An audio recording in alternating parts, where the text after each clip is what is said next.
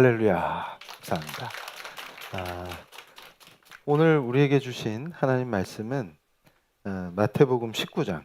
지금 이제 이스라엘의 역사를 다루는데 이 바리새인들이 예수님께 일부러 질문을 해요. 그래서 예수님을 공경에 빠뜨리려고 하는 것이지만 결국은 우리 예수님은 하나님이시기 때문에 이 의도를 가진 악한 질문을 거꾸로 가르침을 주시는데 활용하십니다. 그래서 말씀을 제가 봉독하겠습니다. 마태복음 19장 3절부터 제가 봉독하겠습니다. 바리새인들이 예수께 나와 그를 시험하여 이르시되 사람이 어떤 이유가 있으면 그 아내를 버리는 것이 옳으니까. 그러니까 지금 이 질문이 이 당시 이 시대의 이혼은 여성 중심이 아니에요. 그러니까 남자들 중심에서 여성들을 버리는 게 이혼인 거예요. 그러니까 지금 여성들 입장에서는 이혼을 당하면 큰일 나는 거예요. 왜냐하면 생계도 어려워지고, 그래서 특별히 구약 시대에는 과부와 고아를 이스라엘 공동체가 살피고 돕고 보호하고 하도록 법이 지정돼 있죠.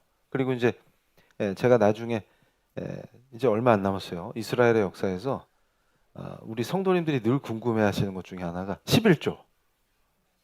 그래서 어떤 그 성경은 잘 모르는데 무식하면 용감하다고. 그 11조가 성경에 근거도 없는데 뭐 이런 사람들이 있죠. 그래서 그런 사람들이 있고, 또 한쪽에서는 뭐냐면 막 바르르 떨면서 율법주의에 빠지기도 하고 이러는데, 제가 설명을 드렸었죠. 이걸 성경적 근거를 가지고 설명을 드릴 건데, 자, 11조를 하나님 사랑해서 나란 존재 자체가 하나님 거기 때문에 미리 구별하여 드린다. 이게 동기가 무지하게 중요하다. 법이니까 드리거나 벌 받을까 무서워서 드리거나. 그래서 너 그렇게 하면 벌 받아 하고 가스라이팅 하면 제가 뭐라 그랬어요? 말 그대로 종교 장사꾼이죠. 그러니까 여기서 제일 중요한 거는 동기예요. 내가 하나님 너무 사랑한다. 그리고 내 자신이 하나님 것이다. 그걸 인정하는 데서 구분하는 게 굉장히 중요합니다. 그런데 여기서 지금 이혼을 완전히 원청 봉쇄해서 금지하신 게 아니고, 오히려 지금 바리새인들이 예수님을 곤란하게 하려고, 그럼 언제 아내를 버려도 돼요? 이렇게 물어보는 거예요. 그런데 신명기 24장에 그 구약의 법들이 있거든요. 근데 그거를 가지고 예수님을 공격한 거예요. 그래서 예수님께서 4절에 대답해 주시죠. 예수께서 대답하여 이르시되 사람을 지으시니가 본래 그들을 남자와 여자로 지으시고 하나님이 인간을 남자와 여자로 창조하셨다는 거예요. 말씀하시기를 그러므로 사람이 그 부모를 떠나서 아내에게 합하여 그 둘이 한 몸이 될지니라 하신 것을 읽지 못하였느냐. 이 얘기는 뭐예요? 아니, 하나님께서 남과 여를 창조하셔서 그 둘이 한 몸이 되라고 하셨는데 뭘 버리냐 그 말이에요. 그러니까 지금 어리석은 사람들 중에 그런 사람들이 있어요. 자, 구약은 여성을 멸시하고 차별하는 거를 확정지은 법이다 이렇게 얘기하더라고요. 그래서 제가 충격을 받았어요. 그게 아니라 인간이 창세기 3장의 타락 이후에, 자, 남자가 여자를 지배하면서 타락한 형상대로 살기 때문에 고대 사회는 어때요? 여성의 권리가 완전히 인정이 안 되는 사회였단 말이에요.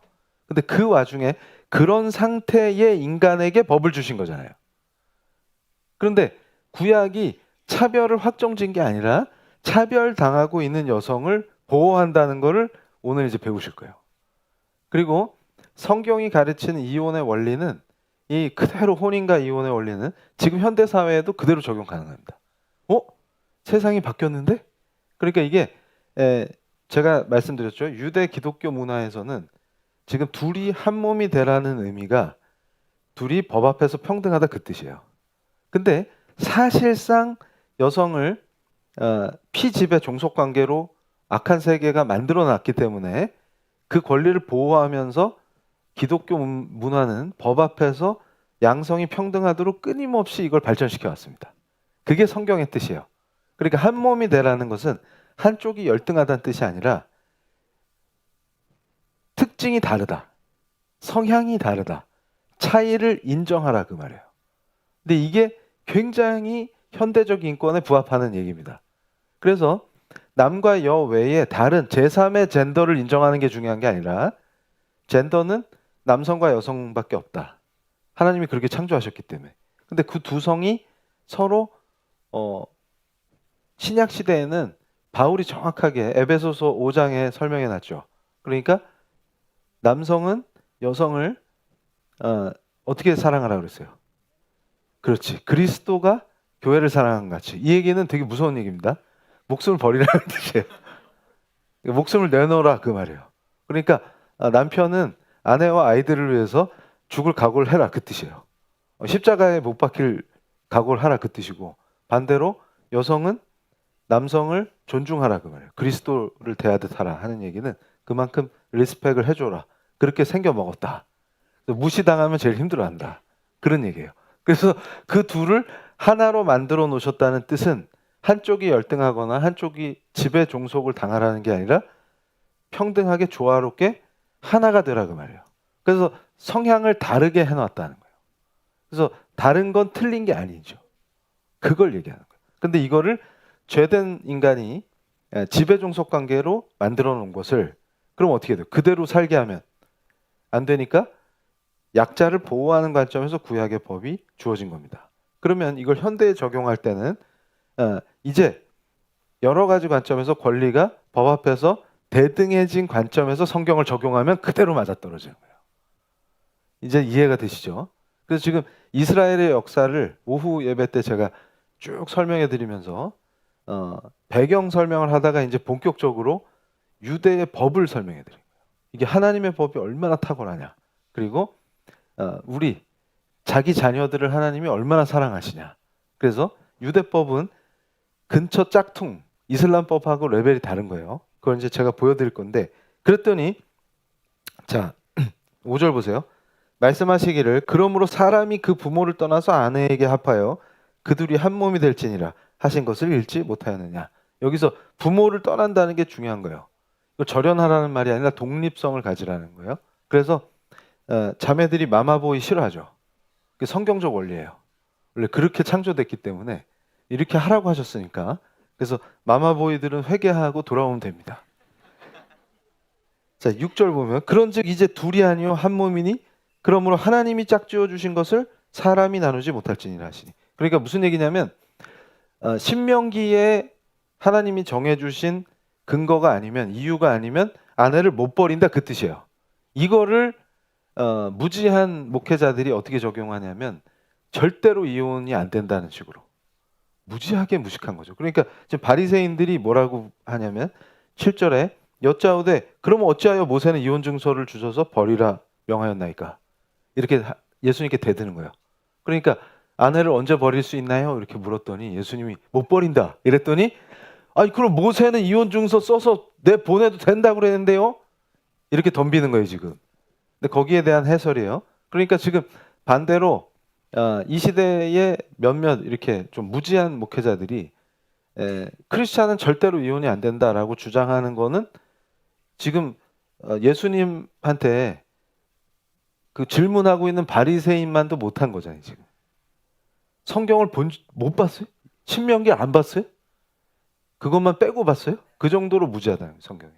그래서 제가 뭐까지 봤었냐면 그때 이제 우리 사랑하는 성도님들이 어떤 제가 굉장히 어려운 처지에 있는 그 자매를 특별히 이제 그 알코올 중독 사역을 하시는 목사님 통해서 거기 이제 방문했다가 보고 깜짝 놀랐었어요. 그 자매가 얘기를 하는데 교회 안에서 청년을 만나는데 결혼을 목적으로 굉장히 신실한 척 연기를 한 거예요. 그래서 결혼을 했는데 알고 보니까 이 친구가 범죄자예요. 그러니까 이제 무슨 얘기냐면 유형적 교회 안에는 누가 들어와 있을지 알 수가 없는 거예요.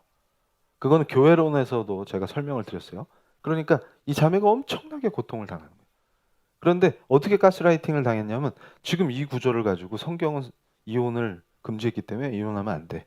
이렇게 가스라이팅을 당했는데 이 청년이 범죄자여서 깜빵 들락거리는 것까지 참았는데 이제 알코올 중독이 된 거예요. 그러니까 이 중독자랑 함께 사니까 애들도 위험을 당하는 거예요. 지금 생명의 위험이 막 왔다 갔다 하는 거예요. 그러니까 엄마와 애들이. 그런데 그런데도 가스라이팅을 당하고 있는 거를 그 알코올 중독 사역하는 목사님이 구출한 거예요. 그래서 제가 그걸 보고 충격을 받았어요. 도대체 이 시대가 어떻게 이렇게 망가지느냐 했을 때 성경으로 가르쳐야 되는데, 그리고 모든 판단, 이게 옳은 거야 그른 거야 이런 거를 성경으로 해야 되는데, 한쪽에서는 아예 성경을 멸시해서 지멋대로 해버리고, 한쪽에서는 성경을 잘못 가르쳐가지고 사람들을 죽이고 있구나. 이 끔찍한 거예요. 그러니까 제가 우리 PL교회는 말씀 중심에 성경을 정확히 가르치는 게 중요하다. 이렇게 하나님 뜻대로 우리가 가고 있는 것입니다. 그래서 8절에 보시면 예수께서 이르시되 모세가 너희 마음의 완악함 때문에 아내 버림을 허락하였거니와 본래는 그렇지 아니하니라. 그러니까 무슨 얘기냐면 원래 하나님 앞에서의 거룩한 약속은 준행되어야 된다 그 말이에요. 그런데 모세가 하나님이 주신 법을 선포한 거죠. 하나님이 모세를 통해서 그 법을 선포하신 목적은 너희들이 완악하기 때문이다 그 말이에요. 그러니까 죄된 너희들 때문에 하나님이 그런 법을 제정해서 모세를 통해서 선포하게 하신 거다 그 말입니다. 자, PPT 보여주세요. 그래서 지금 이제 혼인과 결혼의 역사를 이스라엘의 유대법을 중심으로 우리가 한번 쫙 정리를 해보는 거예요. 그럴 때 기독교의 역사에서 결혼을 어떻게 보느냐 할 때 제가 좋아하는 종교개혁이 어거스틴, 그러니까 자 예수님, 바울, 어거스틴, 칼빈으로 가는 거예요 라인이. 그런데 그 어거스틴이 방탕한 삶을 살다가 어머니 모니카의 눈물의 기도 이러면서 극적으로 회심한 사람이, 이 사람도 마니교에 빠져 있다가 극적으로 회심한 사람이에요. 그래서 기독교 역사에는 극적으로 회심한 사람들이 활약을 많이 합니다. 그래서 저도 지금 빛을 쏘고 있어요. 그런데 이 히포의 어거스틴이라고 부르는데 아우구스티누스죠. 이분이 자기가 방탕한 생활을 했기 때문에 이 굉장히 혼인을 중시해서 혼인 자체를 성례전으로 간주해 버린 거예요. 그러니까 지금 우리 종교개혁에 개신교에서는 성례전이 2개예요. 세례하고 성찬 2개밖에 없어요. 근데 지금 로마 캐톨릭, 그러니까 천주교에는 7개의 성사가 있습니다. 근데 그 중에 하나가 혼인 성사예요. 그래서 혼인을 성사로 분류해 버리면 이건 하나님 앞에서의 일이기 때문에 지상에서 인간끼리 하는 거하고 레벨이 달라지는 거예요. 그런데 자, 이거를 우리는 어떻게 보느냐 했을 때 개혁주의는 자, 결혼이란 남편과 아내, 사람들 사이, 개인과 공동체, 하나님과 인간 사이에 맺어진 언약이자 충성이라고 보았기 때문에, 다시 말해서 그리스도인끼리 결혼할 때는 이게 그냥 개인의 문제가 아닙니다. 교회 공동체하고의 언약이기도 하고 동시에 하나님과의 언약, 당사자 둘 사이의 언약이에요. 그러니까 개신교든 천주교든 기독교인이면 혼인을 함부로 다룰 수가 없습니다. 그리고 경솔하게 다룰 수가 없어요. 그런데 문제가 있어요. 자, 그랬는데 1564년에 트렌트 공의회가 이거 성례전적 지위를 탈피했다. 이 얘기는 성사에서 뺐다는 뜻이 아니라 절대로 이혼할 수 없어가 아니다 그 말이에요. 이게 그 신명기 24장 말씀하고 상통하게 해석을 해야지, 모세법을 통해서 분명히 구약 시대에도 이혼이 허용됐는데 지금 절대 금지다라고 하는 건 오히려 앞뒤가 안 맞잖아요. 그래서 트렌트 공의회는 성사로서의 혼인에 있어서 예외적인 이혼이 예외잖아요. 그걸 좀 더 열어놨다 그 말이에요. 그래서 이혼한 사람은 성사도 못 받고 이렇게 하지 않았다는 거예요. 그러니까 오히려 캐톨릭에서는 이혼한 형제나 자매는 다른 성사에 다 참여할 수 있어요. 트렌트 공의회 이후에. 그런데 반대로 자, 원래 이혼했다가 다른 사람하고 재혼했다가 걔랑 또 이혼하고 원래 그 사람하고 다시 재결합한 얘들은 성사가 금지예요. 그리고 법의 캐톨릭 법 이 전문가들도 약간 입장이 다른데 재혼하면 성사 참여 못한다 이런 사람들도 있어요. 신부들 중에는. 그건 이제 천주교 얘기고 우리는 그렇지가 않아요. 자, 그래서 지금 중요한 건 뭐냐면 이혼은 할 수 있는데 중요한 건 어디 있냐면 원래 결혼했던 사람하고 다시 혼인하는 건 성경이 금지합니다. 그 이유가 있어요. 이건 하나님을 모욕하는 걸로 받아들여요. 그러니까 이건 대적입니다. 무슨 얘기냐면 하나님을 얼마나 우습게 알았으면 하나님 앞에서 서약을 했단 말이에요, 두 사람이. 그런데 이혼을 해놓고 다시 딴 사람한테 갔다가 다시 돌아왔다. 이거는 하나님을 우습게 하는. 그래서 금지되는 거예요. 그래서 우리 교회 공동체에서는 이런 게 성경적으로 가르침이 있어야 돼요. 그래서 왜 그런지가 이제 신명기를 깊이 알면 이해가 돼요. 아, 이게 무슨 소리구나 하는 게. 다음 페이지 보여주세요. 그래서 자, 신명기가 매우 중요한데, 자, 12장부터 26장이 법전이에요.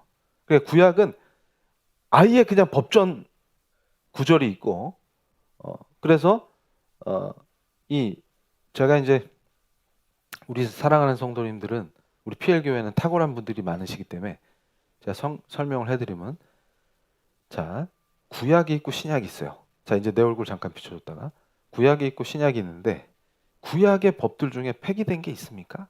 그러면은 제가 이제 크리스찬이면서 목사면서 법학자이기도 하죠. 그래서 제일 난감했던 게 뭐냐면 지금 교회 무지의 수준이 어디까지 가느냐. 깜짝 놀랐어요. 심지어는 신학교에서도 그걸 몰라요. 제대로 안 가르치니까 신학생들도 잘 모르더라고요. 깜짝 놀랐어요. 그러니까 예를 들어서 신구약이 단절되지 않았죠. 그리고 예수님이 오셔서 율법을 폐기하는 게 아니라 완성하셨다 그랬단 말이에요. 그러면 구약의 법들은 다 유효합니까? 이렇게 물어보면 제대로 답변하는 사람이 없어요. 그래서 그걸 제가 한국교회에 가르쳤었어요. 자, 여기서 우리 사랑하는 성도님들은 이걸 기억하시면 돼요. 자, 제사법하고 재판법은 폐지된 겁니다. 이게 무슨 말이야? 그래서 잘 보세요. 구약의 율법들이 모든 도덕의 원천이에요. 규범적 판단의 근거예요. 그걸 뭐라고 불러요? 도덕법이라고 불러요. 그런데 더 이상 성경의 말씀을 가지고 재판하지 않습니다. 이거예요. 그러니까 신약 시대에는 예수님 오신 뒤에는 구약의 조항을 가지고 실제 재판을 안 해요. 그건 우리한테 도덕의 기준이 되는 거지. 이해가 되시죠? 그래서 어리석은 그 몇몇 목회자라는 사람들이 동성애 지지할 때 저랑 법학자랑 토론 붙었을 때 그때 그쪽은 막 제가 거의 17대 1로 싸웠잖아요. 그럴 때 막 덤빌 때 다 제압하다가 방청객으로 이제 넘어갔을 때 방청객 중에 한 명이 그 목회자인데 그거 지지하는 사람이에요. 그래서 교수님, 그러면 레위기에는 동성애자를 죽이라고 하는데 그럼 죽입니까? 그래서 제가 그분한테 그랬잖아요. 유대교 전도사님이세요? 이렇게. 그러니까 그 구약법은 구약에 유효한 거지. 지금은 구약의 조항으로 재판하지 않습니다. 세상법으로 하지. 그렇지만 그럼 그 조항은 뭐예요? 동성애를 금지한다는 것은 도덕법입니다. 그리고 크리스찬은 도덕적으로 하면 안 돼요. 그래서 했다고 한들 죽이지 않습니다. 그리고 세상에서 그게 형사범죄로 규정되지 않은 것은 형사법으로 처벌할 수가 없어요. 그러니까 미국에서는 텍사스주 같은 데서는 과거에 20세기에도 동성애자를 형사처벌했어요. 그래서 그걸 소도미법이라고 불렀어요. 근데 그런 게 이제 폐지됐단 말이에요. 형사처벌하지 않습니다. 그런데 크리스천에겐 도덕적 법이기 때문에, 도덕법이기 때문에 도덕법은 예수님 다시 오시기 전까지 다 유효합니다. 그러니까 지금 이 이혼에 관한 것도 세상 법정에 가서 이혼 소송하는 거하고 다른 문제예요. 그런데 크리스천한테는 이게 왜 중요합니까? 신명기 24장이 그게 우리에게 도덕이기 때문에 그래요. 그래서 지켜야만 합니다. 규범적으로. 그런데 여기서 중요한 원리가 있어요. 자, 한 남성이 여성을 취하여, 그러니까 남성 중심으로 법이 설명돼 있다 그 말이에요. 결혼한 후에 그녀에게 수치되는 일을 발견하고 이를 기뻐하지 않으면 이혼 증서를 써서 그녀의 손에 쥐어줘서 내보낼 수 있다. 이게 신명기 말씀이란 말이에요. 이 조항이 왜 나왔냐를 제가 설명해 드릴게요. 다음 페이지.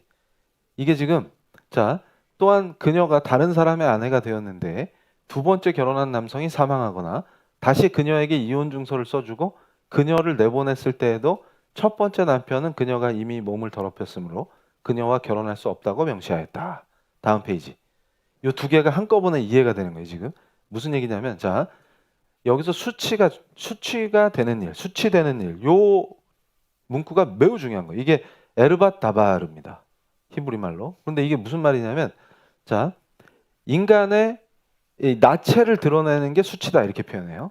말씀에서, 성경에. 그러니까 다시 말해서 여기서 수치되는 일이라는 거는 성적 일탈이나 간음을 얘기하는 거예요. 그러니까 다른 사람과 간음했을 때, 그러니까 간통죄 폐기되기 전 같으면 간통죄를 범했을 때만 허용한다 그 말이에요. 근데 여기서 중요한 게 있어요. 자, 원래 유대 율법에는 간통하면 어떻게 하게 되냐면 투석형을 당해요. 그런데 제가 이거를 구약을 연구하다 은혜를 받은 게 뭐냐면, 원래 이스라엘에선 투석형을 집행하지 않습니다. 이게 무슨 말이에요? 그러니까 투석형을 하는 건 이슬람 애들이에요. 그러니까 아류 짝퉁. 그러니까 투석형을 한 거는 간음하지 말라고 강력하게 금지한 거지 실제 집행을 안 해요. 그러면 어떻게 하느냐? 그러면 모세법에 따라 증서 써줘서 내보내는 거예요. 이건 뭐냐면 여성의 생명을 구하시는 방법이에요. 이걸 아셔야 돼요. 그래서 제가 이제 이 UN 차원에서 무슬림 여성들의 인권 이런 거를 법학자로서 다룰 때도 이란에서 실제 있었던 사건이죠. 이란계 프랑스인 기자가 이란 지방을 여행하다가 어떤 한 지방에서 무시무시한 사건을 경험하게 되는 거예요. 그래서 이 기자도 죽을 뻔했어요. 그걸 폭로하려다가. 그래서 결국은 탈출해갖고 프랑스로 돌아와서 그걸 폭로해서 그게 영화화되기도 했어요. 근데 그게 내용이 뭐냐면 이란 마을에 무슬림들은 실제로 투석형을 하거든요. 근데 이 사람들도 일부 다처제인데도 이혼하기가 힘들어요. 그러니까 왜 그러냐면 이쪽 중동 지역은 이혼을 하면 여성이 자기 스스로의 힘으로 생존하기가 상당히 어려운 사회란 말이에요. 근데 무슬림 지역은 지금도 그래요. 한국처럼 생각하면 안 돼요. 그런데 자, 집안이 있는데 남편도 나이 들고 아내도 나이가 들었어요. 근데 이 아내가 다른 집에 우리로 치면 이제 파출부일을 하면서 열심히 가정을 도우면서 사는 집안인데 이 남자가 아주 악당해요. 그래서 이혼을 하려면 돈이 많이 들어요. 무슬림들은. 왜냐하면 이 여성이 다 이혼하고 나가서 생존할 수 있도록 경제적인 도움을 줘야 되니까 돈이 많이 든다면, 그러면 좋은 방법이라고 생각해낸 게 뭐예요? 간통죄로 뒤집어 씌워서 투석형을 당하면 죽잖아요. 그러면 어린애를 사올 수가 있는 거예요. 와이프로, 새로. 그리고 그런 사악한 계획을 꾸며요. 동네 남자들이 모의해가지고 실제로 죄 없는 여성을 간통으로 몰아서 투석형을 합니다. 근데 이 율법에서, 이슬람 율법에서 이 투석형이 잔인한 게 여성을 공격할 때 첫 번째 돌을 큰아들이 던져야 돼요. 그러니까 이건 굉장히 잔인한 거죠. 그래서 이 기자가 충격에 빠지는 거예요. 그런데 공정한 재판을 받게 해줘야 되는데 카디 재판이라는 게 이슬람 종교 재판인데 공정할 리가 없죠. 그러니까 이슬람 성직자 이맘인데 이맘들하고 동네 남자들이 짜가지고 그냥 억울하게 이 여성에게 투석형을 선고해 버리는 거예요. 그래가지고 투석형을 당할 때 땅에 이 상반신만 내놓고 묻힌 상태에서 못 움직이게, 그 상태로 돌로 강타당한 다음에 살아있잖아요. 그 상태로 방치해둬서 죽이는 거예요. 그러니까 이게 굉장히 끔찍합니다. 근데 그거를 가족들이 다 보는 데서 집행을 해요. 근데 첫 번째 돌을 던지는 애가 아들이니까 얼마나 이게 반인륜적입니까? 그러니까 이건 범죄도 그냥 범죄가 아니에요. 그래서 제가 이 악한, 그래가지고 맨날 이런 거 비판하면은 왜 이슬람 혐오하세요? 또 이래가지고 그 혐오라는 말 아무데나 갖다 붙이지 마라. 지금 이거는 인간의 보편적 인권을 말하는 것이다. 이러는데 그러면 그 원조가 투석형의 원조는 유대인데, 그러면 이스라엘도 맨날 지금 바리새인들이 타락해서 예수님한테 덤비잖아요. 그럼 얘들도 더 했으면 더 했지. 유대인은 착하고 무슬림만 나쁘고 이런 게 아니에요. 인간이 다 똑같아요. 근데 기가 막힌 은혜가 어디 있냐면, 자, 모세를 통해서 이혼 증서를 주게 하신 그 법이 여성을 살리는 거예요. 설령 간음을 했다 할지라도 투석형에 처해지는 게 아니라 이혼 증서 써서 내보내면 돼요. 그러면 이 여성은 사는 거예요. 그리고 오히려 이 여성이 재혼하는 걸 모세법은 합법화하고 있습니다. 그러니까 구약에서는 간음한 여성도 이혼 증서 받아서 나와가지고 재혼할 수 있어요. 근데 뭐만 금지된 거예요? 그렇게 해서 재혼을 했는데 다시 원상태로 돌아오는 건 안 된다. 왜냐하면 네가 간음을 했잖냐 그 말이에요. 확 이해가 되시죠? 그러면 지금 현대에서는 신명기 이 구절을 남녀에 다 적용 가능합니다. 그러니까 무슨 얘기냐면 법적으로 거의 대등하게 여성의 권리가 신장돼 있는 상태에서는 세상 법정에서는 어떻게 다루든 우리 성경이 가르침을 적용하면 자 양쪽 다 누가 유책이냐라고 했을 때 유책 배우자가 이혼을 원할 때도 있어요. 그러니까 유책인 사람이 나는 무조건 이혼 안 할래 하는 경우는 오히려 현대 사회에서는 드물어요. 본인이 사고를 쳤는데 지가 또 이혼하겠대. 그래서 이혼하고 그 간통한 사람하고 다시 결혼할 수 있는 거죠. 이혼이 되면은 세상법으로는. 근데 이게 유대법으로도 가능해. 구약에도. 처음 하셨죠. 그러니까 보대니까 빡셀 것 같은데 오히려 간음했으면 넌 나가 이렇게가 가능하고 나갔을 때 재혼은 되는데 살아보니 뭐 별거 없어. 그래서 구간이 명간이네요. 이게 금지돼 있다. 이건 하나님이 자비하셔서 살려주셨는데 그거를 두 번 하나님을 대적하는 게 됩니다. 그래서 절대로 안 돼요. 그래서 제가 오전 예배 때도 말씀드렸는데 설교하면서 이런 짓들이 교회 공동체 안에서 횡행하는 것을 보고 제가 진노를 했습니다. 근데 그런 교회들이 지금 많아요. 그러니까 이것은 성경을 전혀 가르치지 않기 때문에 옳고 그름 자체가 사라진 상태에서 자 캐톨릭은 오히려 엄격하죠. 성사에 참여하느냐의 문제를 가지고 엄격한데 개신교는 개판치라고 한 게 아니에요. 개혁은 개판이 아닙니다. 오히려 진짜 성경적으로 하라고 가르친 거예요. 그러니까 지금 현대 사회는 남녀 모두에게 적용 가능합니다. 왜냐하면 이 당시에는 구약 시대에는 무조건 여성이 보호 대상이었기 때문에 남성 중심의 사회였기 때문에 이런 설명이 가능하지만 현대 사회에는 남녀 모두에게 적용 가능합니다. 그래서 유책 배우자가 이혼을 원했을 때는 하나님의 관점에서 성경은 재혼을 다시 재결합을 금지합니다. 그러니까 그 얘기는 뭐냐면 신중에 신중을 또 기하라 그 말이에요. 그만큼 혼인은 중대사다.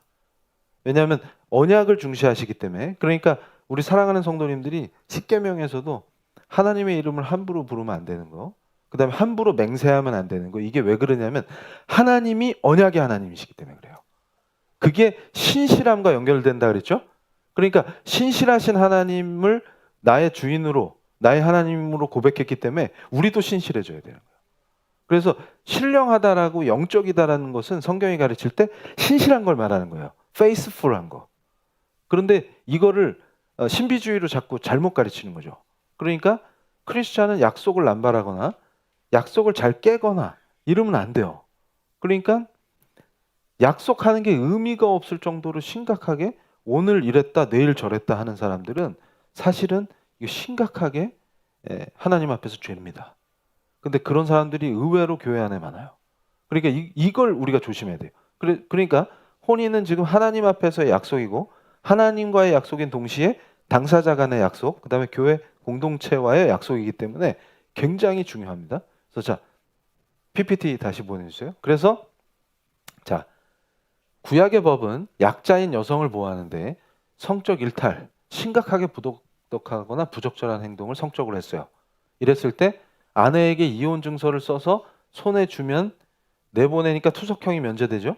그러니까 원래 투석형은 그냥 말만 돌로 쳐라 이랬지 실제로 집행되지가 않아요. 그리고 다른 사람의 아내가 될 수 있는 기회를 줍니다. 오히려. 그러니까 그 남자한테는 포기하라 그 말이에요. 자, 다음 페이지.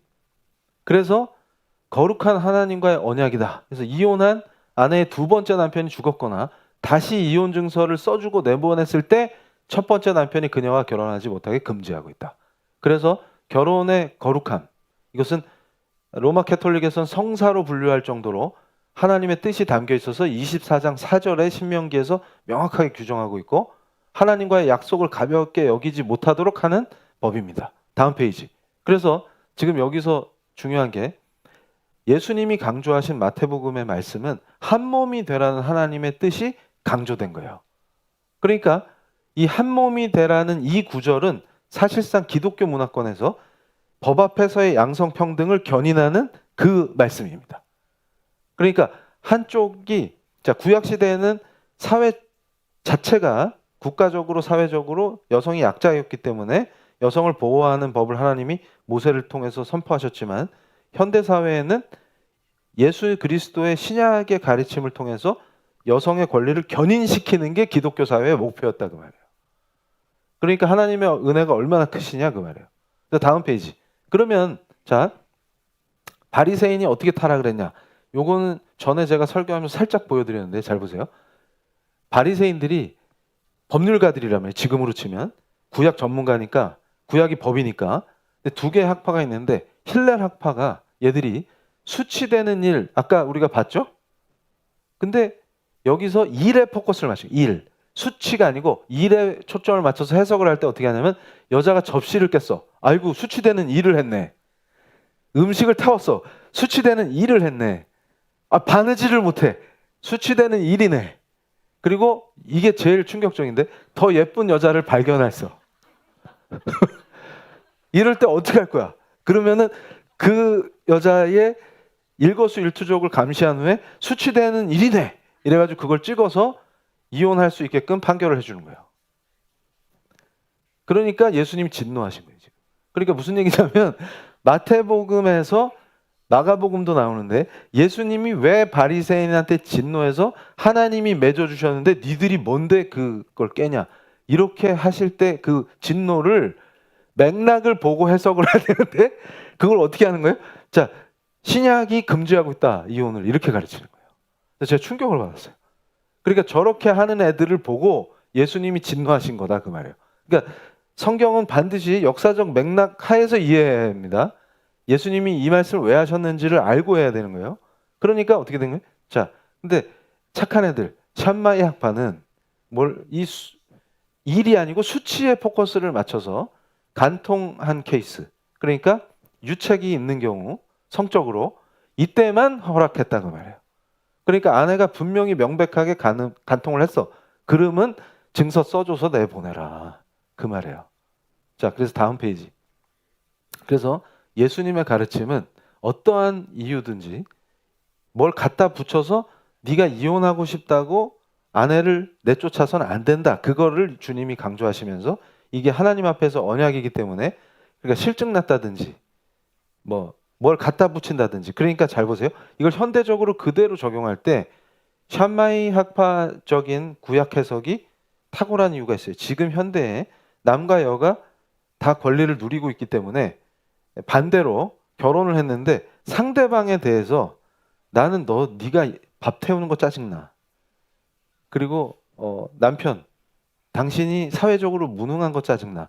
이런 걸 이유로 이혼한다고 달려들면 성경적이지 않다 그 말이에요. 근데 그거를 어떻게 꾸며내요? 힐렐 학파처럼.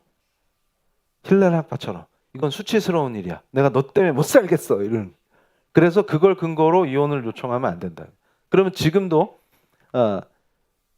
유책의 존립 근거가 아까 말씀드렸잖아요. 생명을 위협한다든지. 그러니까 지금 제가 이거를 말씀을 연구하면서 지금은 현대적인 관점에서 교회에 적용할 때 언제 그리스도인은 이혼 가능하냐라고 하면, 자, 알코올 중독이나, 그러니까 범죄, 알코올 중독 이런 문제를 통해서 도저히 정상적인 생활이 불가능하다. 여기에는 뭐가 포함돼요? 성적 일탈까지 포함되는 거예요. 근데 이게 심각해질 때 도박 중독, 성 중독 이런 중독이 같이 오거나, 그럴 때 또 알코올 중독이 같이 있기 때문에 이럴 때는 분리 가능하다 그 말이에요. 그걸 성경이 용인한다.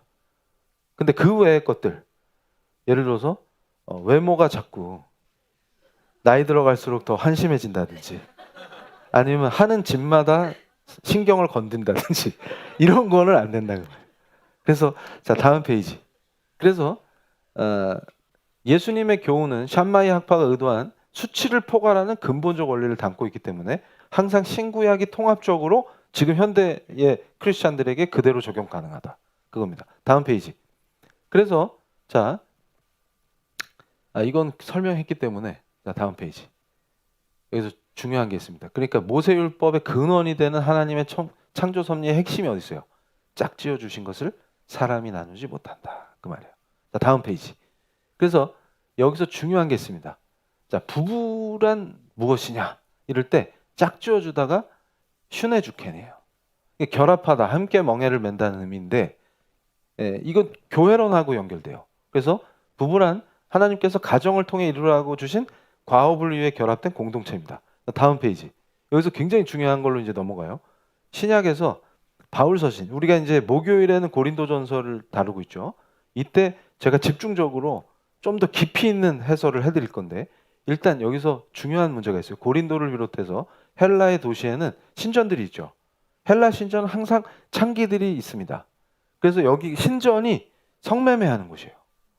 그러면서 이 성매매를 하는 짓 자체가 이방신을 위한 제사가 됩니다. 그러니까 이게 이 원리가 하나님께서 우상 숭배를 왜 이렇게 가증하게 여기시느냐. 그리고 지금 이 시대에도 한국 사회에서 제가 가장 큰 문제로 꼽는 거는 미신, 주술, 무속. 그러니까 교회가 무속으로 전락하니까 문제인 거예요. 오히려.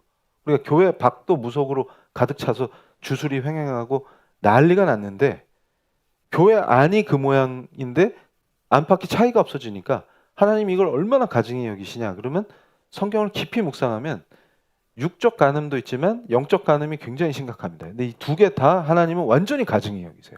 그래서 그 땅을 토해내시겠다고 했습니다. 그러니까 미래가 없는 거예요. 이런 도시에는. 근데 그 도시를 바울이 뚫고 들어가서 교회를 개척하는 겁니다.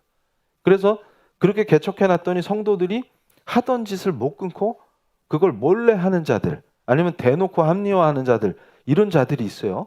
그러니까 바울이 저걸 가르치면서, 그리고 이제 자, 이스라엘 백성들한테만 적용되는 구약의 법과 이제 이방 세계의 전도가 되면서 헬라인들도 예수 믿고 구원받았다 하고 유대인 신자들하고 섞이기 시작했죠. 이때 이혼 문제를 어떻게 해석하느냐, 이게 굉장히 중요한 문제입니다. 그게 지금 현대 교회에 그대로 적용 가능한 거예요. 그래서 지금 뭐냐면 이 여성의 보호와 남성의 음란함인데, 지금 현대 사회는 여성들도 충분히 음란하기 때문에 이게 양쪽에 다 적용 가능한 거예요. 지금 현대 교회는. 그래서 신전 창기를 경계하면서 가정을 향한 하나님의 뜻은 거룩함이기 때문에 거룩함과 존귀함을 가지고 아내를 대하고 이방인의 세욕을 따르지 말라. 이게 데살로니가 전서 말씀이에요. 데살로니가 그 성도들이 지금 이게 우리 크리스찬은 본질적으로 정결하고 거룩한 삶을 추구해야 되는데 하나님의 명령이기 때문에, 그러니까 뭐냐면 이 당시에 헬라 도시가 워낙 음란하고 성매매가 일상화돼 있으니까 남자들이 성매매하는 거에 대한 죄책감이 없었어요. 그러니까 그냥 당연하게 여겼기 때문에 뭘 그거 가지고 그 문제 삼는 여자들도 거의 없었어요. 근데 이제 처음으로 문제가 되는 거는 크리스찬들 때문입니다. 그러니까 무슨 얘기냐면 특히 로마의 이 시스템 안에서는 가부장 구조나 이 그 위계 사회이기 때문에 평민들이나 노예도, 자, 노예는 소유물이지만 자기 집에 가면 지가 왕이에요. 그래서 여자나 애들을 죽일 수도 있어요. 그럼 처벌을 안 받습니다. 그리고 애를 낳는데 마음에 안 드는 애는 내다 버려도 범죄가 안 돼요. 그러니까 그리고 성매매는 그냥 일상이에요. 그리고 노예제 안에서 가정에서의 음란이 엄청나게 만연해 있었어요. 그런데 유일하게 거기서 그것이 문제가 되는 사람들이 등장했는데 그들이 누구냐? 그러면 기독교인들이에요. 그래서 자, 기독교인의 탁월한 도덕성이 로마를 정복했다라고 하는 그 역사의 서술이 맞는 얘기예요. 무슨 얘기냐면 모두가 당연하게 여겼던 타락들이 그리스도인들 때문에 문제가 되기 시작하는 거예요. 그러다가 로마인들이 왜 그렇게 빠른 속도로 기독교로 개종했냐? 그러면 그 도덕적 삶과 거룩한 삶에 감동해서. 그러니까 이웃에서 섞여 살 거 아닙니까? 그러니까 기독교인들의 그 탁월한 도덕성이 이 사람들을 감동시키는 거예요. 그리고 결국엔 행복이라는 것이 음란이나 욕망을 추구하는 것이 아니라 하나님 앞에서의 거룩함을 유지할 때 그 가정이 행복하다는 것을 이방인들도 보게 되니까 어떻게 되는 거예요? 거기에 매료돼서 기독교로 개종하는 자들이 많이 늘어났습니다.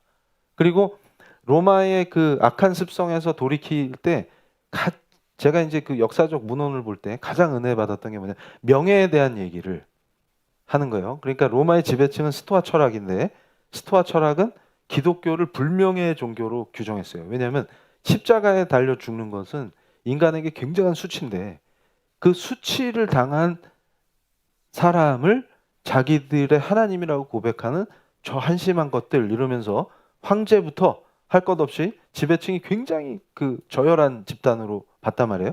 그래서 명예를 모르는 것들 이런 식으로 욕을 했어요. 그리고 저주를 하고 그랬는데, 반전이 일어난 게 뭐냐면 아이들을 유기해서 죽인단 말이에요, 로마 시민들이. 그리고 귀족에서 평민까지 모든 자들이 음란해요. 그런데 경건하게 살면서 하나님 앞에서를 외치면서 정직하고 거룩한 사람들이 나타난 거예요. 그러면서 자기들이 애들을 버리잖아요, 유기하잖아요. 그러면 개들을 구출해서 키우는 사람들이 크리스찬이었어요. 그때 충격을 받은 거예요. 그러니까 생명 알기를 먹같이 생각해서 자기들이 낳은 아이를 내다 버렸단 말이에요. 그러니까 구한 말도 똑같아요. 여러분 생각해 보세요. 이게 얼마나 비인간적이고 반인륜적이냐면, 노비가 낳은 애는 노비잖아요. 그러면 종모법이라는 게 뭐냐면 조선시대에 엄마가 노비면 애도 노비예요. 근데 아버지 양반이란 말이에요. 그러면 노비를 늘려서 재산을 늘리겠다는 뜻인데, 그럼 이 애는 뭐가 됩니까? 우리 아버지 대감님인데 엄마가 노비니까 얘는 노비예요. 그럼 아버지란 사람이 지나가다가 자기 아들, 딸이 지금 노비로 학대당하고 있는데 그걸 보면서 재산 늘었다고 좋아하는 인간들이 있었으니 하나님이 진노를 쏟아도 부족함이 없을 정도로 악했다고 말해요. 그래서 제가 이 법을 알면 그 사회가 보입니다. 그런데 이것도 언제 변화되냐면 복음 때문에 변화되는 거예요. 그걸 회개할 수 있어야 하나님의 백성이 되는 겁니다. 그러니까 로마가 역전된 게 뭐예요? 기독교인은 명예를 모르는 자들이다 욕했는데, 로마 지식인들이 의문을 갖게 된 거예요. 무엇이 진정한 명예인가? 이렇게 묻기 시작한 거예요. 왜? 기독교인들을 보고. 이러면서 하층민 중심으로 선교가 되던 게 상층부까지 빠르게 기독교가 전파되기 시작했습니다. 이게 하나님의 은혜예요. 그리고 그게 예수 그리스도 십자가의 능력입니다. 십자가는 절대 패배가 아니에요. 그러니까 우리 사랑하는 성도님들이 제가 설교 때마다 강조하는 게, 세상 속에서 세상을 이기는 거는 우리가 하나님의 가르침을 타협하지 않는 데 있어요. 그게 십자가입니다. 그러니까 우리 승리는 뭐냐면, 사람들한테 왜 우리를 안 알아줘 하고 멱살 잡고 막 폭력적으로 하고 그 사람한테 복수하고 이런 게 아니라, 오히려 내가 십자가의 그 도를 따를 때 그들이 무너지는 거예요. 이게 사단을 완전히 이기신 하나님 방식의 승리입니다. 그래서 십자가는 능력이요 승리라고 제가 매번 강조하면서 설교하는 거예요. 그래서 실제로 바울이 개척할 때마다 그 초기 교회의 그리스도인들을 보고 로마가 정복된 거예요. 그러니까 우리의 정복은 그런 거예요. 힘으로 굴복시키는 게 아니라 우리가 예수를 따를 때, 예수의 향기가 날 때 그들이 감화됨으로 정복되는 거예요. 그 원리예요. 그래서 저거 보세요. 바울이 뭐라 그러냐면 이방인의 세욕을 따르지 마라. 이걸 강조하는 거예요. 그러니까 어떤 일이 벌어져요? 거룩한 가정들이 나오는 거예요. 그런데 중요한 원리가 있어요. 고린도전서 7장 15절에. 그러니까 자, 가장의 종교가 가족 전체의 종교가 되는 시대예요. 그렇기 때문에 자, 혼인을 한단 말이에요. 그럴 때 유대인 가정이면 문제가 없는데 이방인 가정이 생겼을 때 믿지 않는 사람이 신앙을 금지시키거나 이럴 때 어떻게 합니까? 그럴 때 7장 15절에 뭐라 그랬어요, 바울이? 앞에 거. 자, 믿지 아니하는 자가 갈리거든 갈리게 하라. 이러면 이걸 가지고 또 아이고 제가 결혼했는데 쟤는 안 믿어요. 그럼 이혼해도 되겠네요. 고린도전서 7장 15절 말씀. 이러면 제가 그랬죠. 지금 그게 아니고 지금 그게 뭐예요? 네가 힐레락파냐? 하여튼 건수만 있으면 어떻게 해서든지 갖다 붙이려고. 그게 아니고 그럼 뭔데요? 그럼 다음 페이지. 여기에 답이 나와요. 자, 바울 서신서에서 바울이 가르친 이 이혼과 혼인과 이혼의 핵심 어디냐면 가정이 교회라는 데 있어요. 그래서 우리 PL 교회는 가정을 중시한다고 선포했죠. 그게 왜 그러냐면 주님의 몸된 교회하고 동일하게 에베소서 5장의 원칙이 주님의 몸된 가정이에요. 그러면 남녀 다 뭘 인정해야 되냐면 우리 가정의 머리는 누구시냐? 그리스도시다. 내가 아니고, 그러면 남성이든 여성이든 내가 머리야가 아니라, 그래서 대부분 부부가 서로 머리 되기 위해서 싸우는데 이 허무한 싸움을 중지하시기 바랍니다. 왜냐하면 둘 중에 누구도 머리가 될 수 없어요. 왜냐하면 이미 머리는 정해져 있기 때문에. 고정이에요. 이건 우리한테. 머리가 누구시라고요? 예수 그리스도요. 그럼 우리는 뭐예요? 몸된 지체다. 그러면 가정과 교회가 동일하다 그 말이에요. 신약적으로는. 그래서 잘 보세요. 성도 개인이 성전이라 했죠. 그 둘이 모이면 교회예요. 이 원리가 그대로 실현되는 게 가정입니다. 그래서 초기 교회 때는 가정 예배가 핵심이에요. 그러니까 지금처럼 우리처럼 모이면 밖에 때는 다 죽기 때문에 모르게 두세 가정이 그냥 친한 사람 집에 모여서 예배 드리는 거예요. 그게 초기 교회 모델이에요. 그러니까 무슨 얘기냐면 가정 즉 교회가 되도록 힘써야 합니다. 그 얘기는 뭐냐면 가정에서 이제 제가 가정 예배 드리는 것도 체계적으로 우리 PL 교회는 배우실 거예요. 이제 1차 교리 교육이 끝났죠. 근데 이제 조만간에 기대하세요. 2차 교리 교육이 또 있어요. 그때는 뭘 배우냐면 가정을 어떻게 교회로 만들 건지. 그러니까 습관적으로 이교도들은 모이면 제사를 지내죠. 우상 숭배하는. 그거 죽음의 길인데 모르고 계속해요. 귀신들 놀이터 되는 거예요. 집안이. 그런데 우리는 어떻게 하냐면 모이면 성경 펴고 모이면 찬송하고 기도하는 거예요. 그럼 어떻게 돼요? 그 가정이 찬송과 기도가 울려 퍼지는 아름다운 하나님의 꽃동산이 되는 겁니다. 그러면 제가 그랬어요. 이거는 상상의 나래를 펴보세요. 자, 오늘 우리에게 주신 하나님 말씀은 이래가지고 말씀 봉독한 다음에 이게 안 돼요. 현실적으로 불가능해요. 이게 무슨 말이냐면 서로 말씀 봉독하고 기도한 다음에 자 이제 나누어 봅시다. 그런데 삐삐삐 너 어저께 뭐라 그랬어 나한테. 이런 게 안 돼요. 이렇게 나올 수가 없어요. 그러니까 굉장히 평화적으로 소통이 가능해집니다. 그러다가 이 삐 하면서 10원짜리 100원짜리가 언어에 들어가려고 할 때 자 다음 장을 읽어봅시다. 그리고 그 사람이 다음 장 봉독하면 갑자기 정화가 돼요. 이러기 때문에 가정이 은혜로 폭발할 수밖에 없습니다. 그래서 그걸 사전 봉쇄하는 게 굉장히 중요합니다. 10원짜리가 안 나오도록. 그리고 가급적 이렇게 수박을 먹을 때도 여름에 씨 발라 먹어 이런 얘기를 안 하고, 그쵸? 자 씨를 빼세요 이렇게 얘기하지. 그런 식으로 씨 발라 먹으면 삐삐삐 이러면 안 되는 거예요. 그러면서 가정이 완전히 교회화되는 거. 이게 하나님이 원하시는 게. 이게 신약의 원리요. 초기 교회의 아름다운 모델입니다.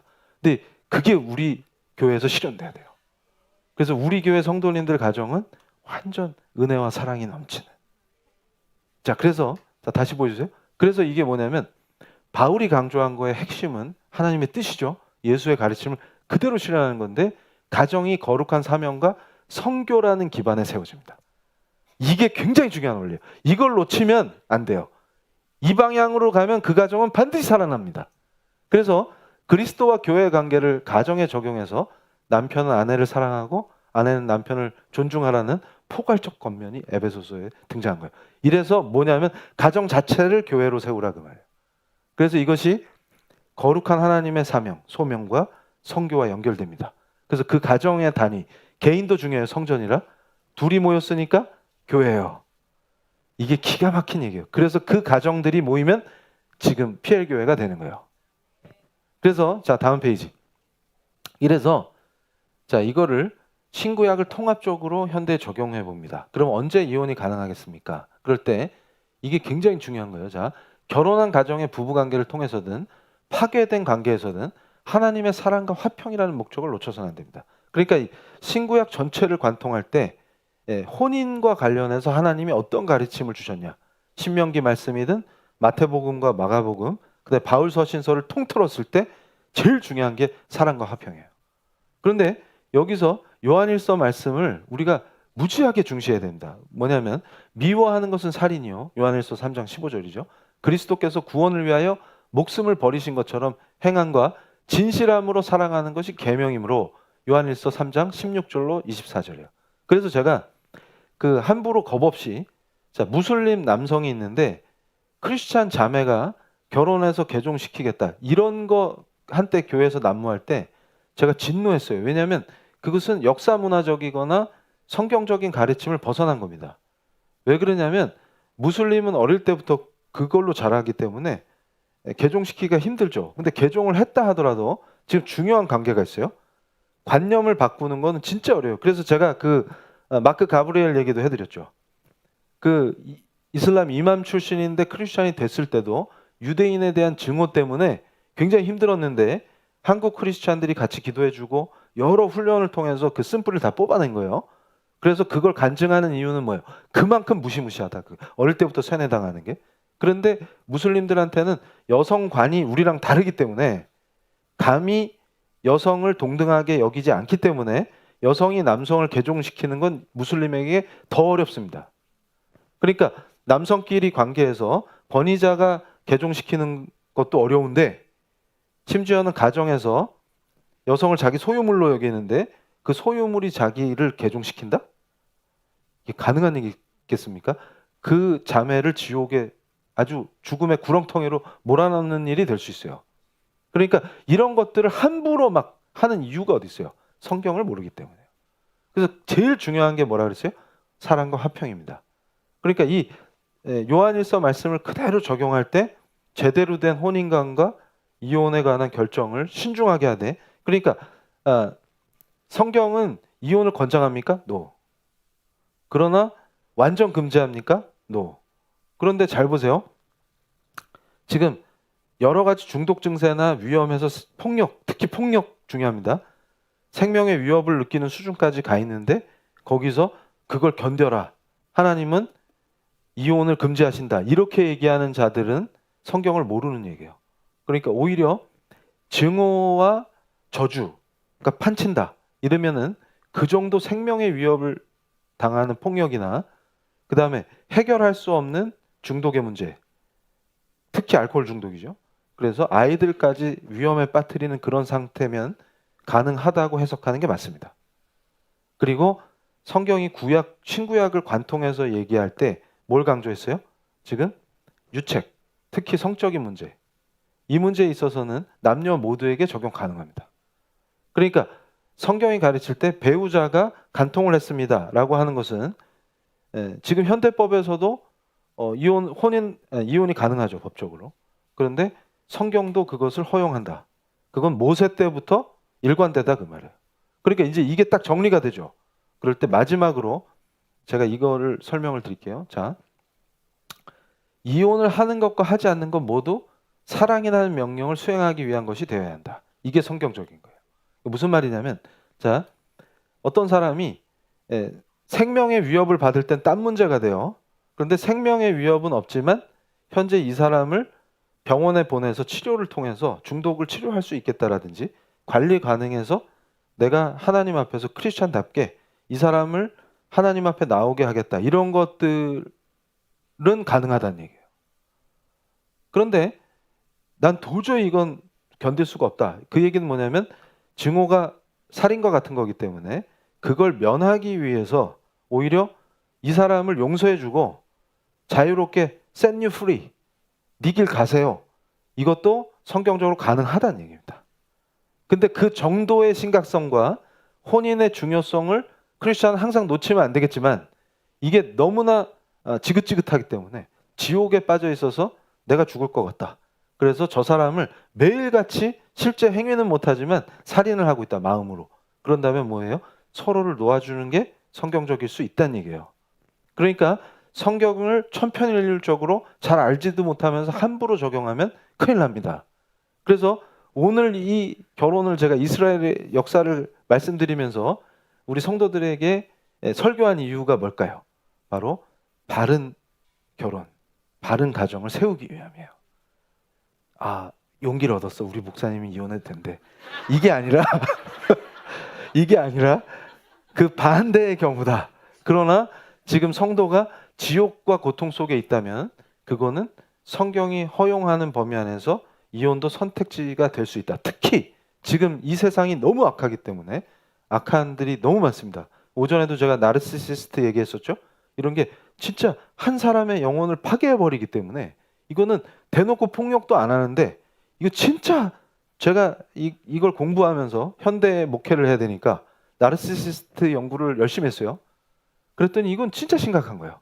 오히려 외상을 입히지도 않아요.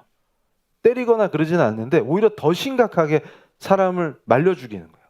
근데 직장 상사 같으면 회사 옮기면 되고 결혼하기 전이면 헤어지면 되는데 이거 부부거나 부모거나 이러면 진짜 이거 죽음의 길로 가니까 이거 어떻게 합니까? 이게 지금 현대 목회에서의 중요한 과제들입니다. 그래서 우리 사랑하는 성도님들은 자, 이제 오늘 기도하실 때 첫 번째는 우리가 뭘 위해서 기도하냐면 우리가 지금까지 성경을 몰랐기 때문에 가스라이팅 당하고 고통당한 게 너무 많아요. 그래서 하나님께서 은혜로 우리 PL교회를 세워주시고 우리 성도님들을 말씀으로 무장시키는 겁니다.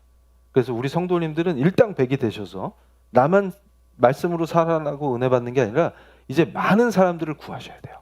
그러니까 지금 내 주변에 가스라이팅 당하는 불쌍한 영혼들을 우리가 제자 삼아야 돼요. 그래서 내가 제자가 돼야 제자를 삼을 수가 있어요. 그러려면 우리 PL교회 성도님들은 첫 번째가 뭐냐면 과거에 혹시나 내가 이혼을 했거나 이런 것들을 두려움이나 아픔이나 창피함으로 고통 주지 마세요. 지금 제가 오늘 이 설교를 한 거의 핵심은 또 어디 있냐면 과거는 과거다. 이제 완전히 새로운 피조물이다. 그러니까 자, 여기서 은혜를 받아야 될 건 뭡니까? 하나님은 절대적으로 이혼을 금지하신 게 아니구나. 모세 때부터도 허락을 하셨구나. 그래서 배우자의 간통이나 여러 가지 고통 때문에 내가 피치 못해서 이혼을 했다면 중요한 건 뭐예요? 내가 지금 하나님의 은혜로 사는 게 훨씬 중요합니다. 그리고 과거의 나 때문에 자책하거나 괜히 교회 나올 때 주눅들면 안 돼요. 우리 천주교 아니에요. 성사에 못 들어오게 하고 그런 거 아니에요. 중요한 게 뭐냐면 예수 그리스도의 피로 씻어져서 새로운 피조물이라는 걸, 그리고 나는 스스로 자학하는 존재가 아니라 하나님 아버지의 귀한 아들, 딸이라는 걸 인식하는 겁니다. 그리고 어려운 상황 속에서 고통 속에서 이혼할 때 얼마나 고통스러웠겠어요. 그거를 타인도 정죄해서는 안 됩니다. 자기 마음속에 조금이라도 내가 하나님의 이 거룩한 예배에 나오는데 캥길 게 1도 없어요. 하나님의 은혜와 사랑을 듬뿍 받으시기 바랍니다. 그리고 성경은 재혼도 허락하죠. 심지어는 간통한 사람의 재혼도 허락하시잖아요. 그것도 여성들이 학대받던 그 고대에도 하나님은 그걸 허락하셨어요. 그런데 지금 이 시점에서 우리가 왜 그걸 갖고 고통을 받습니까? 중요한 건 지금이에요. 그래서 우리 성도님들은 뭘 포커스를 맞춰야 돼요? 지금 나에게 주신 이 가정, 그리고 이제 새롭게 결혼할 사람들, 재혼도 포함입니다. 성경은 재혼을 금지한 적이 없어요. 자, 재혼하신 분들도 마찬가지고 이 가정을 어떻게 더 아름답게 하나님 보시기에 합당하게, 그리고 교회의 일원으로서 내 과거를 밝히기 싫은 것들은 밝히지 않으셔도 됩니다. 그런 걸 강요하는 자들도 있어요. 그런 게 폭력이에요. 그러니까 지금 우리가 이 오후 예배를 은혜 속에서 기도하실 때 모든 것이 예수 그리스도의 은혜로 깨끗해졌다. 나는 온전히 하나님의 귀한 사랑받는 아들, 딸이다. 이제는 내가 새로운 피조물이므로 새 인생이므로 하나님 안에서 은혜 속에서 이제 아름다운 가정, 아름다운 삶, 이 은혜 받는 누리는 삶, 사랑과 평화와 평강과 희락을 누리는 삶으로 저를 인도하여 주시옵소서. 특별히 가정에 있는 우리 성도들은 가정에 아름다운 하나님이 기뻐하시는 주님의 몸된 가정으로 더 반석에 세워 주시옵소서 하고 기도하시겠습니다. 우리가 예수 그리스도를 부를 때 그의 놀라우신 능력과 은혜가 성도님들에게 임할 줄로 믿습니다. 주님을 부르고 뜨겁게 기도하실 때 온전히 깨끗해지신 자신과 하나님 아버지 귀한 아들, 딸 된 자신의 정체성을 회복하고, 가정에 있는 분들은 더 우리 가정이 주님의 몸된 거룩한 가정이 되도록 한마음 한뜻으로 뜨겁게 기도하시겠습니다. 주여! 아버지 하나님 감사합니다. 우리 PL교회 성도들을 축복하여 주시옵소서. 하나님 성령 충만한 가운데에서 이전 것은 모두 지나갔노라 하신 하나님의 선포가 우리 성도들의 삶 속에 온전히 실현되게 하심으로 내가 하나님 아버지의 귀한 아들 딸이므로 예수 그리스도께서 십자가의 거룩하신 보혈로 모든 과거의 문제를 담당하시며 나의 자아를 십자가에 못 박았으며 예수께서 부활하실 때 함께 부활했으므로 온전한 새로운 피조물이 됐음을 선포합니다. 우리 성도들을 자유케 하여 주시옵소서. 과거의 쓴뿌리와 기억 때문에 아버지 우울하고 낙담하고 힘들었던 모든 영적 문제를 오늘 이 자리에서 뜨겁게 기도함으로 하나님 앞에서 완전히 깨끗해지길 원합니다. 아버지 우리 성도들을 만져주시옵소서. 성령 하나님 우리 성도들을 붙드시고 안아주시고 아버지 만져주셔서 과거의 모든 고통과 그 고통으로 인해서 생겨난 트라우마에서 완전히 벗어나게 하여 주시옵소서. 아버지 하나님 우리 성도들이 과거의 고통과 아픔과 고통 속에서 트라우마가 생긴 것이 있다면 온전히 다 회복되게 하셨어. 그 더러운 쓴뿌리를 완전히 뽑아주시고 과거를 지워주셨어. 아버지 하나님 새로운 피조물이 되었노라. 새로운 피조물이 되었노라. 예수 그리스도의 피로 씻겨졌으므로 너는 의롭고 너는 새롭고 너는 나의 아들 딸이노라 하는 그 선포가 온전히 우리 성도들의 일상에서 실현되게 하여 주시옵소서. 과거의 트라우마에 사로잡히고 과거의 고통 속에 휘둘리고 과거의 아픔 때문에 내 감정이 기복이 요동치는 것이 아니라 이제 아버지 하나님 한 분만을 바라보며 나의 구주 되신 예수 그리스도의 놀라우신 은혜와 놀라우신 사랑과 구원하시는 능력에 힘입어 앞을 보고 당당히 시온의 대로를 걷게 하여 주시옵소서. 반석 위를 걷게 하여 주시옵소서. 반석 위를 걷게 하여 주시옵소서. 우리 성도들의 길이 반석이 되게 하여 주시옵소서. 아버지 하나님 특별히 우리 성도들의 가정을 위해서 기도합니다. 왜곡됐던 부부관계나 서로 갈등하고 질시하고 서로 미워했던 모든 것들이 예수 그리스도의 거룩하신 은혜와 피의 공로로 씻겨지게 하셔서 주님의 몸된 가정으로 교회가 되도록 예수 그리스도가 머리 되심으로 우리의 가정이 그리스도의 몸된 가정이 될 수 있게 하여 주시옵소서. 또한 새롭게 결혼하게 될 아직 미혼인 우리 성도들이 새로운 배우자를 만나서 새로운 가정을 꾸릴 때 특별히 성경의 가르침대로 하나님이 보시기에 귀하고 합당한 자리에서 하나님이 기뻐하시는 가정, 하나님이 기뻐하시는 그리스도의 몸된 가정이 되도록 교회가 되도록 아버지 하나님 특별한 은혜를 내려주시고 그들의 삶을 인도하시며 은혜로 충만케 하시며 성령 충만한 가운데에서 하나님의 뜻대로 우리 성도들의 발걸음을 인도하여 주시옵소서. 우리 성도들의 발걸음을 인도하여 주시옵소서. 거룩한 가정, 건강한 가정이 되게 하시며 새롭게 이룰 가정들이 아름답게 꽃 피어나가게 하여 주시옵소서. 성경이 가르치는 특별한 진리가 아버지 하나님 그리스도인답게 성경의 가르침으로 무장하며 그리스도인답게 성경으로 나아와서 성경대로 말씀대로 오직 성경 그 튼튼한 믿음으로 나아갈 때 아버지 하나님께서 특별한 승리를 우리 성도들의 삶에 부어주실 줄로 믿습니다. 오 하나님 역사하여 주시옵소서. 오 하나님 역사하여 주시옵소서. 자, 두 번째로 기도하실 때 우리 성도님들 지금 특별히 중보가 필요한 사랑하는 가족들, 생각나는 분들을 위해서 기도하시겠습니다. 특별히 우리 가족, 하나님께서 은혜로 만들어주신 우리 가족 중에 아직 예수 그리스도를 주로 시인하지 못하는 분이 있다면 그분이 주님 만나서 함께 예배할 수 있는 그 구원의 자리로, 구원의 은혜를 예수 그리스도의 은혜로 변화될 수 있도록 기도하시고, 내 사랑하는 가족 중에 질병으로 고통받는 분이 있으면 그분의 치유를 위해서, 또 갈등과 아픔 속에서 서로 오해하고 서로 미워하고 자녀가 부모를 피하고 부모가 자녀를 피하는 어려운 관계에 있다면 오늘 간절한 기도 안에서 예수 그리스도의 은혜로 그 관계가 회복되고 머리 대신 예수 그리스도를 우리가 높임으로 주께서 역사하심으로 성령 충만한 가운데에서 왜곡되고 뒤틀렸던 관계들이 풀어지게 하여 주시옵소서. 부부관계 아버지 특별한 은혜로 주님의 몸된 관계로 머리 대신 그리스도가 회복되심으로 부부가 회복되게 하시고, 부모 자식 관계 틀어진 관계가 있다면 역시 그리스도께서 머리 되주심으로 우리가 겸손하게 몸을 낮추고 서로 사랑의 관계로 회복될 수 있도록 특별한 특별히 성령의 은혜로, 형제 자매도 마찬가지입니다. 성령의 은혜로 모든 비틀어진 가족관계가 회복되게 하여 주시옵소서. 그리스도 안에서 사랑으로 충만케 하시며 사랑으로 회복되게 하시며 서로 중보하는 아름다운 사랑의 공동체로 우리 가정을, 우리 가족들을 새롭게 하여 주시옵소서. 주님 도와주시옵소서. 역사하여 주시옵소서. 가정이 회복될지어다. 주님 부르시고 뜨겁게 기도하시겠습니다. 주여!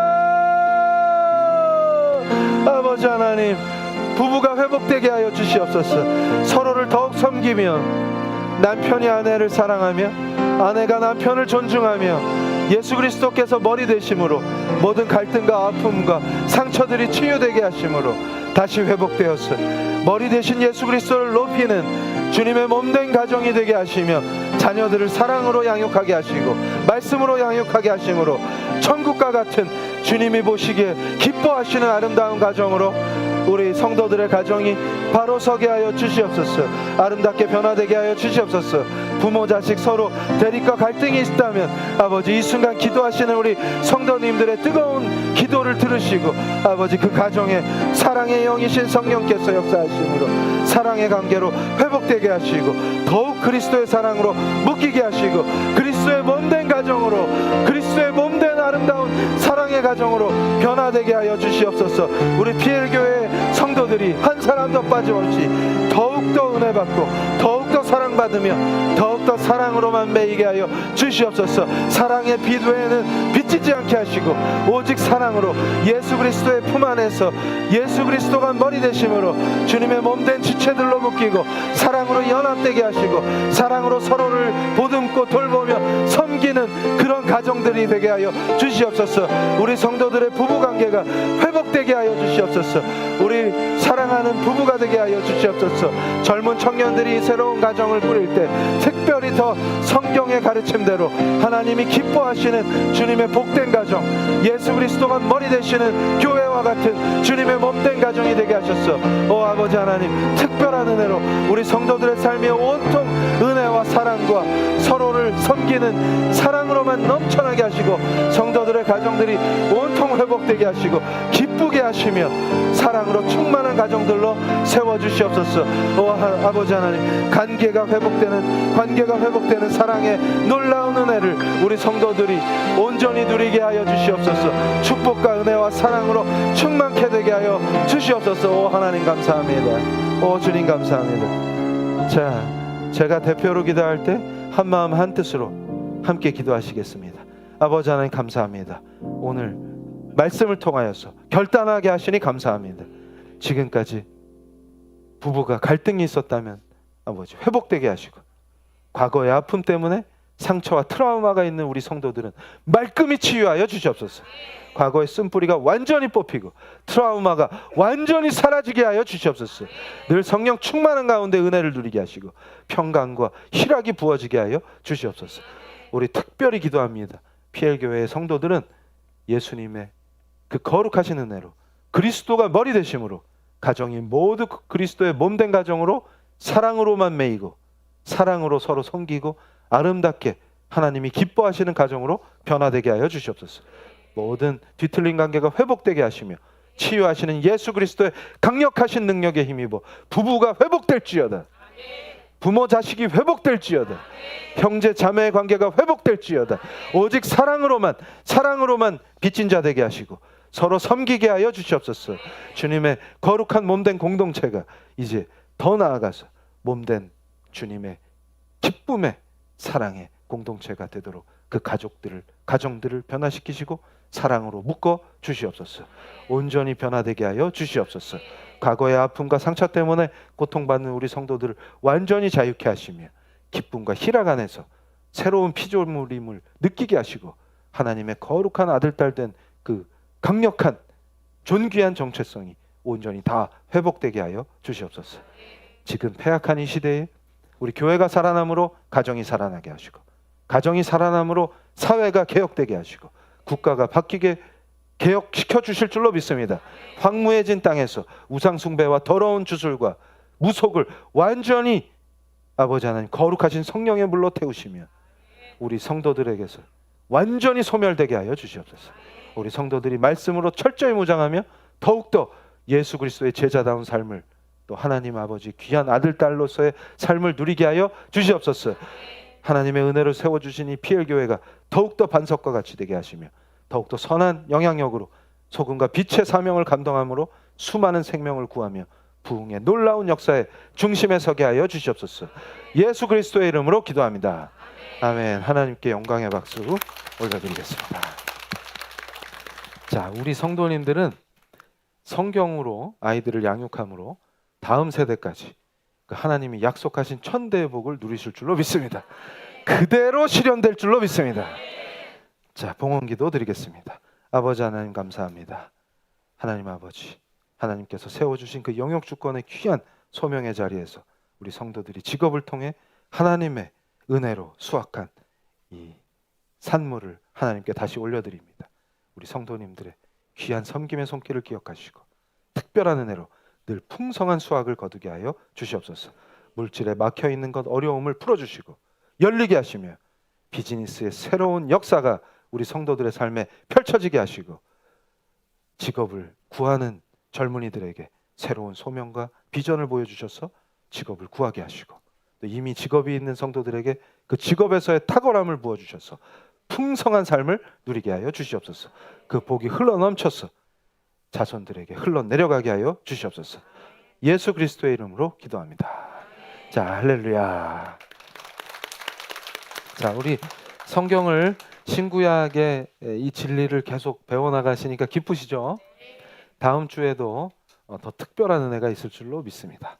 우리 오늘 이 예배를 통해서 제가 우리 성도님들을 위해서 간구하고 중보하는 것 중에 하나가, 하여튼 우리 성도님들은 과거의 트라우마에서 완전히 자유로워지시고 과거의 상처와 아픔으로부터 다 회복되셔서 하나님의 하여튼 귀한 금쪽 같은 아들, 딸, 그 존귀한 정체성을 반드시 회복할 줄로 믿습니다. 그 정체성을 가지고 세상에 들어가서 승리하시는 강력한 하나님의 사람들로 세워주실 줄로 믿습니다. 은혜와 복으로 충만하여질지어다.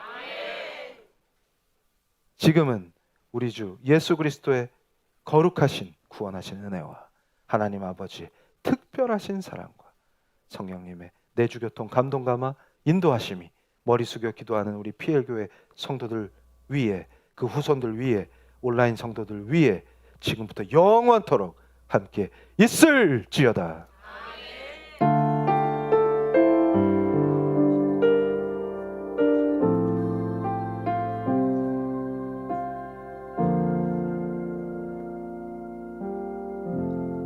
할렐루야. 또 한 주 승리하시기 바랍니다. 감사합니다.